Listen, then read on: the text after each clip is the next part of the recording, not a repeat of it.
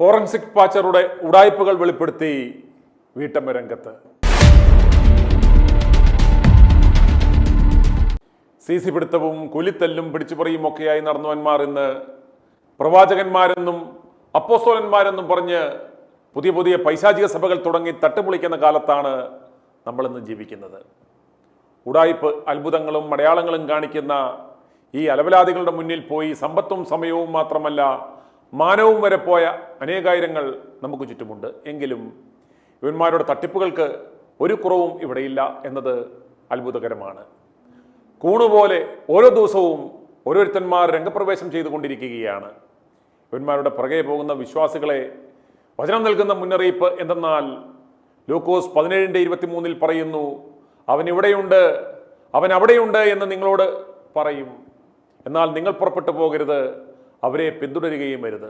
അതുപോലെ മത്തായിയുടെ സുവിശേഷം 24-ാം അധ്യായം 23-ാം വാക്യത്തിൽ പ്രകാരം പറയുന്നു, ആരെങ്കിലും നിങ്ങളോട് ഇതാ ക്രിസ്തു ഇവിടെ അല്ലെങ്കിൽ അവിടെ എന്ന് പറഞ്ഞാൽ വിശ്വസിക്കരുത്. മത്തായി എഴുതിയ സുവിശേഷം 7-ാം അധ്യായം 22-ാം വാക്യത്തിൽ പ്രകാരം പറയുന്നു, അന്ത്യവിധി നാളിൽ പലരും യേശുവിൻ്റെ നാമത്തിൽ പ്രവചിക്കുകയും ഭൂതങ്ങളെ പുറത്താക്കുകയും അത്ഭുതങ്ങളും വീര്യപ്രവർത്തനങ്ങളും കാണിച്ചെന്ന് അവകാശപ്പെടുമെങ്കിലും യേശു അവരോട് ഞാൻ നിങ്ങളെ ഒരിക്കലും അറിഞ്ഞിട്ടില്ല എന്ന് പറയും.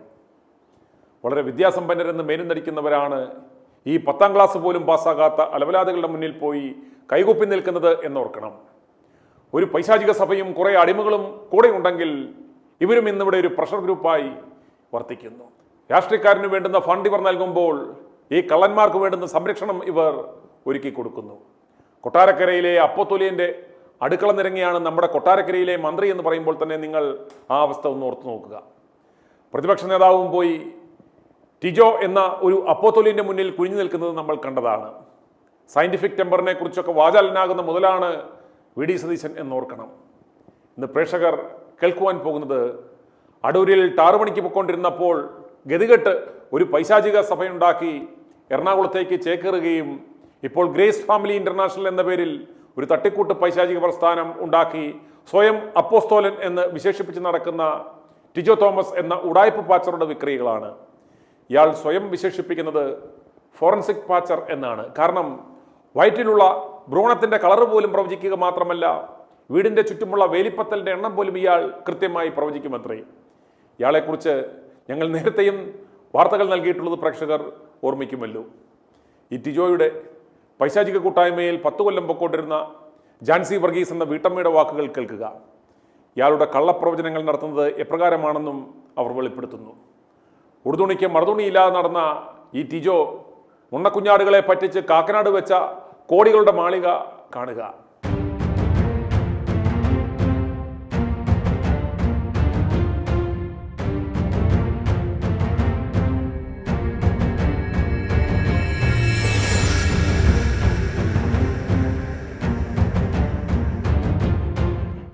ഇനി ജാൻസിയുടെ വെളിപ്പെടുത്തൽ കേൾക്കുക. ഒരു ചർച്ചിന്റെ കാര്യം പറയാൻ വേണ്ടിയാണ് വിളിച്ചത്. അടൂരാണ് ഇതിന്റെ മെയിൻ. ടിജോ തോമസ് അവരിപ്പം കളിച്ചവട്ടം എറണാകുളത്ത് അതിന്റെ തുടങ്ങിയത് കുറെ വർഷമായി, 5-8 വർഷമായി. പ്രവാചകനാണ് പുള്ളി. പ്രവാചകനും എല്ലാം കൂടിയാ. ഞാൻ അവിടെയായിരുന്നു 10 വർഷമായിട്ട്. ഞാനിപ്പോ അവിടെ നിന്ന് ഇറങ്ങി. അപ്പം അവിടുത്തെ കാര്യം എങ്ങനെയാണെന്ന് വെച്ചാല്, വരുന്ന ആളുകളുടെ പ്രയർ റിക്വസ്റ്റ് എഴുതി മേടിക്കും. അതിനുള്ള ആമ്പിള്ളേരെയൊക്കെ അവിടെ നിർത്തിയിട്ടുണ്ട്. എന്നിട്ട് എഴുതി മേടിച്ചിട്ട് ഈ പ്രയർ റിക്വസ്റ്റ് എല്ലാം പാസ്റ്റർ വരുമ്പോൾ പാസ്റ്ററിന്റെ റൂമിൽ കൊണ്ടുപോയി വെക്കും. എന്നിട്ട് അവരുടെ സാരിയുടെ കളറ്, ഡ്രസ്സിന്റെ ഇത്, അവരിയ്ക്കുന്ന റോ, അതെല്ലാം അവർ നോട്ട് ചെയ്ത് കൊടുക്കും. എന്നിട്ട് ഈ പ്രസംഗത്തിന്റെ സമയത്ത് ഇവരെ എഴുന്നേൽപ്പിച്ച് നിർത്തി പ്രവചിക്കും. ഇവരുടെ പ്രയർ റിക്വസ്റ്റ് ഓരോന്ന് വായിച്ചിട്ട് പുള്ളിയുടെ ഐപാഡിലേക്ക് എടുക്കും. എന്നിട്ട് ഇടക്കിടക്ക് ഐപാഡിലേക്ക് നോക്കും. എന്നിട്ട് ഇത് പ്രവചിക്കാം. അപ്പൊ എല്ലാരും ഇതൊരു സത്യമാണ് ഈ പറഞ്ഞത്. പ്രവാചകൻ, ഇതുപോലൊരു പ്രവാചകനില്ല. ഇതെങ്ങനെ പുറത്തായി എന്ന് വെച്ചാല്, ഒരു ഫാമിലി അവിടെ വന്നു 3-4 വർഷമായി. അപ്പൊ പുള്ളി നേരത്തെ ഒരു ചർച്ചിൽ ഒരു അസിസ്റ്റന്റ് പാസ്റ്റർ ഒക്കെ ആയിട്ട് നിന്നിരുന്നതാണ്. ആ പുള്ളി ഈ ടിജോ പാസ്റ്ററിന്റെ കൂടെ കൂടി പുള്ളി ഒരുപാട് പുതിയ ആളുകളെയൊക്കെ തപ്പിപ്പിടിച്ച് കൊണ്ടുവരുന്നവരുടെ പ്രയർ റിക്വസ്റ്റ് എല്ലാം എഴുതി മേടിച്ച് ടിജോ പാസ്റ്റർ അതെല്ലാം വായിച്ചിട്ട് ഇവരെ എഴുന്നേൽപ്പിച്ച് നിർത്തി പ്രവചിച്ചു കഴിഞ്ഞപ്പോ ഈ കൊണ്ടുവന്ന ആളുണ്ടല്ലോ, ജോൺസൺ എന്നാണ് അയാളുടെ പേര്. അയാൾക്ക് ഷോക്കായി. അയാൾ ഓർത്തില്ല ഇങ്ങനെ ചെയ്യുമെന്നുള്ളത്. പലരെയും മുൻപും പുള്ളി അവരുടെ പ്രാർത്ഥനാ വിഷയം ജോൺസണോട് ചോദിച്ച് മനസ്സിലാക്കും, അവരോട് പ്രവചിക്കും. അവസാനം ജോൺസൺ ഒരു മാനസിക വിഭ്രാന്തിയായി. ജോൺസണിന്റെ ഭാര്യ എന്നെ വിളിച്ചിട്ട് പറഞ്ഞു, ആന്റി, ജോൺസൺ ചേട്ടൻ ഉറക്കയില്ല, രാത്രി എഴുന്നേറ്റ് ഓടണം, എന്നെ കർത്താവ് ശിക്ഷിക്കും, കരച്ചില് ബഹളം ചോദിച്ചു വന്നപ്പോ ഇതാണ് പ്രശ്നം ആന്റി എന്ന് പറഞ്ഞു. അപ്പൊ ഞാൻ ചോദിച്ചു എന്താണ് പ്രശ്നം എന്ന് ചോദിച്ചപ്പോ ജോൺസൺ പറഞ്ഞത് ജോൺസന്റെ മൊബൈലിൽ നിന്ന് ഈ പ്രെയർ റിക്വസ്റ്റുകളെല്ലാം പുള്ളിയുടെ മൊബൈലിലേക്ക് പകർത്തും. അപ്പോൾ പകർത്തിയിട്ട് അവരെ ഉടുത്തിരിക്കുന്ന കളറും അവരെ എവിടെ ഇന്ന റോയിൽ ഇരുത്തണം, ആ റോയിൽ എഴുന്നേറ്റിച്ച് നിർത്തിയിട്ട് അവരോട് ഈ പറഞ്ഞ പ്രെയർ റിക്വസ്റ്റ് മുഴുവനും പുള്ളി അങ്ങ് പ്രവചിക്കും. ഈ കൊറോണ കഴിഞ്ഞപ്പം തെണ്ടിത്തിരിഞ്ഞ് അടൂരിന്ന് വന്നതാണ്. കൊറോണ കഴിഞ്ഞിട്ട് ഇപ്പൊ എത്ര വർഷമായിട്ടുണ്ട്? ഒരു 5-6 വർഷം. ഇപ്പൊ വെച്ചിരിക്കുന്ന വീടെന്ന് പറഞ്ഞാൽ ബംഗ്ലാവാണ്. കൊട്ടാരം, കംപ്ലീറ്റ് സെൻട്രലൈസ്ഡ് AC, മുകളിൽ സ്വിമ്മിംഗ് പൂള്, വലിയ ഹോള്, 8-10 ബെഡ്റൂം ഒക്കെ ആയിട്ട്. കാക്കനാട് 5 കുട്ടികളുണ്ട്. 4 കുട്ടികളും പഠിക്കുന്നത് ജെമ്മിലാണ്. ജെം എന്ന് പറയുന്നത് ഇന്ന് എറണാകുളത്ത് വലിയ വലിയ കോടീശ്വരന്മാരുടെ മക്കൾ പഠിക്കുന്ന സ്കൂളിലാണ് 4 കുട്ടികളും പഠിക്കുന്നത്. ഒരു കുട്ടിക്ക് 1 ലക്ഷം രൂപയാണ് അവിടെ ഫീസ്. അപ്പൊ അങ്ങനെയാണ് പഠിക്കുന്നത്. ബെൻസ് കാറായി, കാറ് 4 ഉണ്ട് ഇപ്പം. അങ്ങനെയാണ് ഇപ്പോഴത്തെ ജീവിതം. ഞങ്ങളുടെ ചർച്ചിലെ ഫ്ലൂട്ട് വായിക്കുന്ന ലോകം ഒട്ടുക്ക് അറിയപ്പെടുന്ന ഒരു ഫ്ലൂട്ടിസ്റ്റ് ഉണ്ടായിരുന്നു. 2 വർഷം മുമ്പ് മരിച്ചു. ഭാര്യ, അവർക്ക് കുട്ടികളില്ല. കൊട്ടാരക്കരയിൽ എവിടെയോ ആണ്. അവിടുന്ന് എല്ലാ ആഴ്ചയിലും വരും, ഇവരുടെ വീട്ടിൽ താമസിക്കും. അങ്ങനെയൊക്കെ ആയിരുന്നു. ശേഷം 1 മാസത്തേക്ക് ഈ പുള്ളിക്കാരത്തിന്റെ വീട്ടിലേക്ക് പോയി. 1 മാസം കഴിഞ്ഞപ്പോ തിരിച്ചു വന്നിട്ട് ഈ പാസ്റ്ററുടെ വീട്ടിലാണ് ഇപ്പൊ താമസിക്കുക. ഇപ്പൊ 2 വർഷമായി. പാസ്റ്റർ അമേരിക്കയിൽ പോണതും ലണ്ടനിൽ പോണതും ദുബായിൽ പോകുന്നതും ഒക്കെ ഇപ്പൊ ഇവളെയും കൊണ്ടാണ്. ഇവളെയായിട്ടാണ് നടക്കുന്നത് മുഴുവനും. അപ്പൊ ഇപ്പൊ അറിവ് പാസ്റ്റർ അടൂര് വെച്ച് ഒരു മുസ്ലിം പെണ്ണുമായിട്ട് അടുപ്പമായിരുന്നു. എന്നിട്ട് അതിനെപ്പറ്റി സംസാരം ഉണ്ടായപ്പം കാറിൽ വെച്ച് തന്നെ ഭാര്യയുടെ ചെവിട്ടത്തൊക്കെ ഒരൊറ്റ അടിയങ്ങ് വെച്ച് കൊടുത്തത് കണ്ട ആളുകളുണ്ട്. പുറയിലിരിക്കുന്നവർ കണ്ടെന്ന്. ഇവളിങ്ങനെ വിളിച്ചോണ്ടിരുന്നു, എനിക്ക് എന്തിന്റെ അസുഖം അടിയെന്ന് ചോദിച്ചിട്ട് ഭാര്യ ഫോൺ എടുത്തേച്ചും ചോദിച്ച്. അപ്പൊ കാറങ്ങോട്ട് സൈഡിലേക്ക് നിർത്തിയിട്ട് ഒരൊറ്റ അടിയങ്ങ് വെച്ച് കൊടുത്തെന്ന് ചെവിട്ടത്തിട്ട്. ബാക്കിയുള്ളത് ഞാൻ നിനക്ക് വീട്ടിൽ ചെന്നിട്ട് വരാന്ന് പറഞ്ഞു. അങ്ങനെ ദേവദാസൻ ഭാര്യയെ അടിച്ച് മൂലക്കിട്ടിരിക്കുകയാണ്. അവൾക്ക് അവിടെ ഒരു വോയിസും ഇല്ല. 5 കുട്ടികളുണ്ട്. ഇപ്പൊ ഈ പെണ്ണിനെയായിട്ടാണ് നടക്കുന്നത് മുഴുവനും. ഇപ്പൊ കോടീശ്വരനാണ്. 4-5 കാറുണ്ട്, ബെൻസും ഓഡിയും ഒക്കെ ഉണ്ട്.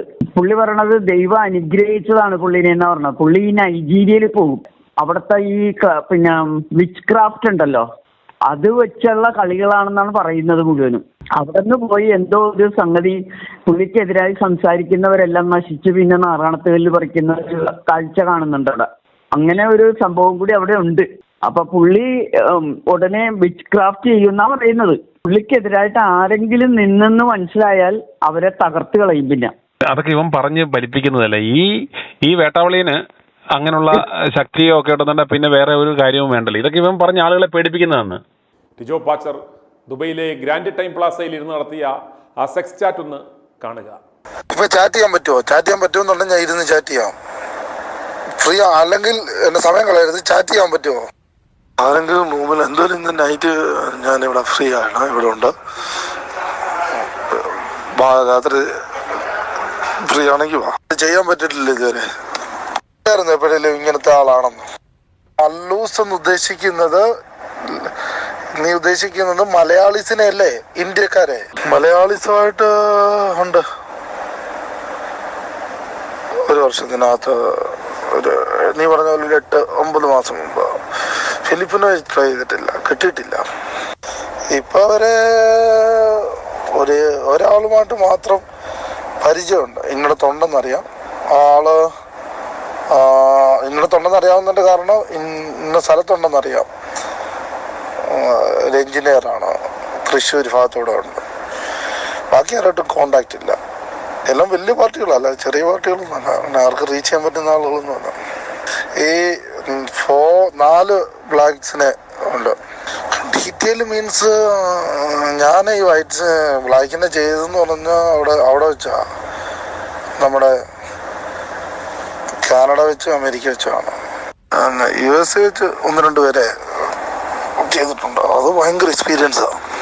ഈ സത്യത്തിൽ നമ്മളെ കൂട്ടായിരുന്നു സത്യത്തിൽ വൈറ്റ് ഭയങ്കരമായിട്ട് വൈറ്റ് എന്ന് വെച്ചാൽ ഒരു ഹോട്ടൽ മുറിയിൽ എനിക്കൊന്ന് വൈകിട്ട് 8 മണിക്ക് അങ്ങോട്ട് റൂം എടുത്തയാ. ഒരു 9 ആയപ്പോൾ സ്റ്റാർട്ട് ചെയ്ത സംഭവം ഒരു 1 o'clock വരെ നീട്ടിക്കുമായിരുന്നു. ഇങ്ങനെ ഒരാളെയാണോ നീ പ്രതീക്ഷിച്ച് എൻ്റെ കൂട്ടായിരിക്കണമെന്ന്? ദുബായില് ഉള്ളി UK ഉള്ള വൈറ്റ് ലേഡീസ് ഒരാളായിട്ട് ചെയ്തിട്ടുള്ളൂ. പിന്നെ UK അല്ലാതുള്ള ആളുകളുണ്ട്. ബ്ലാക്ക് ആയിട്ട് ആടി ചെയ്യേണ്ടേ എത്ര ടൈം വേണം? ആത്മാർത്ഥമായിട്ട് ഇരിക്കുക. പറ, എമറേറ്റ്സ് ഐഡി കൊടുക്കണമെന്ന് തോന്നുന്നു. അയ്യോ, എമറേറ്റ്സ് ഐഡി ഇല്ലയോ? ഇല്ലേ, എങ്ങനെ കയറ്റി വിടുന്നത്? ഒരു മേപ്പിട്ട് കയറ്റി വിടുവോ? ഇതൊക്കെ കഴിഞ്ഞ് തിരുവനന്തപുരം എയർപോർട്ടിൽ വന്നിറങ്ങിയപ്പോൾ ടാക്സി സ്റ്റാൻഡിന് മുന്നിൽ തന്റെ വാഹനം പാർക്ക് ചെയ്തത് ചോദ്യം ചെയ്ത ഡ്രൈവർമാരെ തെറി പറഞ്ഞ് പ്രവാചകൻ ടിജോ ഓടിക്കുന്നത് കാണുക.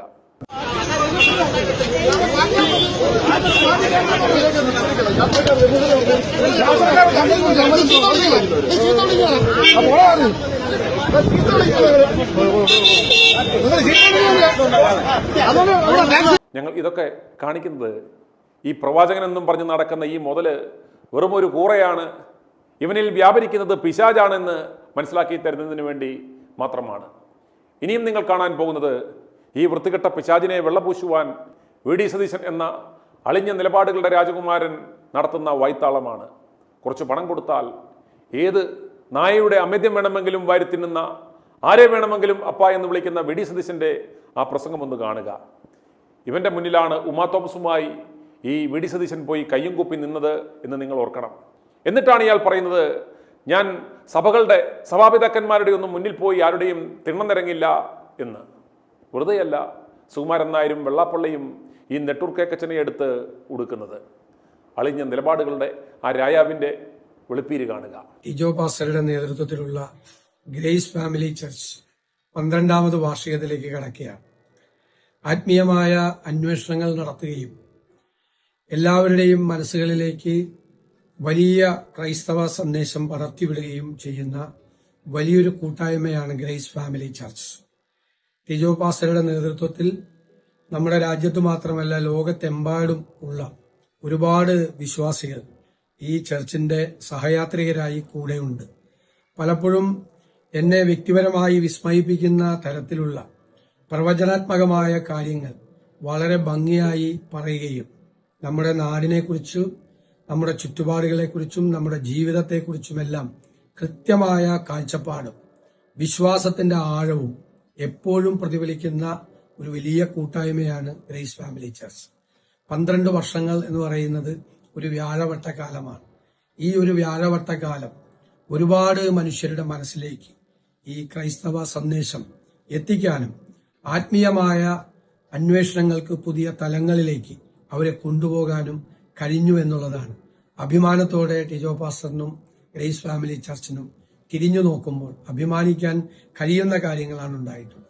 ഇനിയും ദൈവാനുഗ്രഹത്തോടെ ഒരുപാട് നല്ല കാര്യങ്ങൾ ചെയ്യാൻ ഈ കൂട്ടായ്മയ്ക്ക് കഴിയട്ടെ എന്ന് ഞാൻ ആശംസിക്കുന്നു. ടിജോ തോമസിന്റെ ആഭാസതരങ്ങൾ അനുഭവസ്ഥർ വെളിപ്പെടുത്തുന്നു വരും ദിവസങ്ങളിൽ.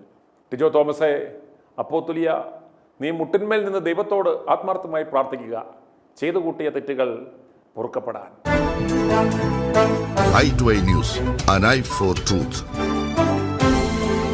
i2i News സബ്സ്ക്രൈബ് ചെയ്തിട്ടില്ലാത്തവർ ഇപ്പോൾ തന്നെ സബ്സ്ക്രൈബ് ചെയ്യുക. നോട്ടിഫിക്കേഷൻ ലഭിക്കുവാൻ ബെൽ ബട്ടണും അമർത്തുക.